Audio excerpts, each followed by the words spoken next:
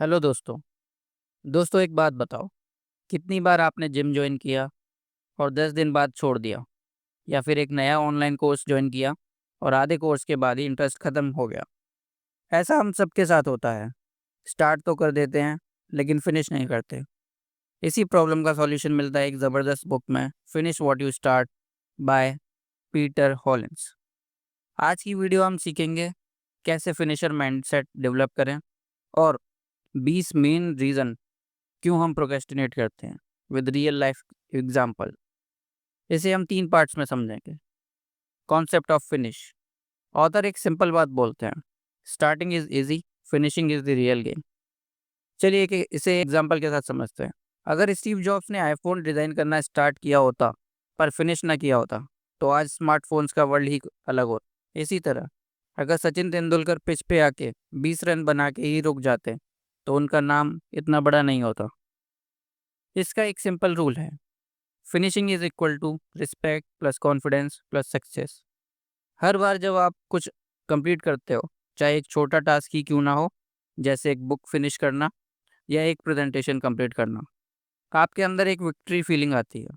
और जब आप किसी चीज़ को इनकम्प्लीट छोड़ देते हो तो गिल्ट और सेल्फ डाउट बढ़ जाता है। इसलिए ऑथर कहते हैं, winners are not the ones who start, winners are the ones who finish. अब चलिए समझते हैं कि हम प्रोक्रेस्टिनेशन क्यों करते हैं। ऑथर ने 20 स्ट्रॉन्ग रीजंस दिए हैं। चलिए एक एक एग्जांपल के साथ समझते हैं। लैक ऑफ क्लैरिटी, जैसे जिम जाना है बट क्लियर नहीं है कि वेट लॉस चाहिए या मसल गेन। परफेक्शनिज्म, सोचना कि सब परफेक्ट होना चाहिए इसलिए स्टार्ट ही लेट करते हैं। फियर ऑफ फेलियर, डर लगता है कि अगर ट्राई किया और फेल हो गए तो। फियर ऑफ सक्सेस, कभी लगता है कि अगर सक्सेसफुल हो गए तो ज़्यादा रिस्पॉन्सिबिलिटी आ जाएगी। लैक ऑफ इंटरेस्ट, बोरिंग लगने पर नेचुरली कर देते हैं। नो प्लानिंग, प्रोजेक्ट का रोड में बस रैंडम स्टार्ट कर दिया। ओवर थिंकिंग, इतना सोचना कि एक्शन ही नहीं ले पाते। इंस्टेंट ग्रेटिफिकेशन, नेटफ्लिक्स देखना इजी लगता है, लॉन्ग टर्म गोल टफ रखता है।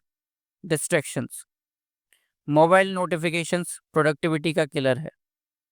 एनालिसिस पैरालिसिस, इतने ऑप्शंस देखते हो कि एक चूज ही नहीं करते।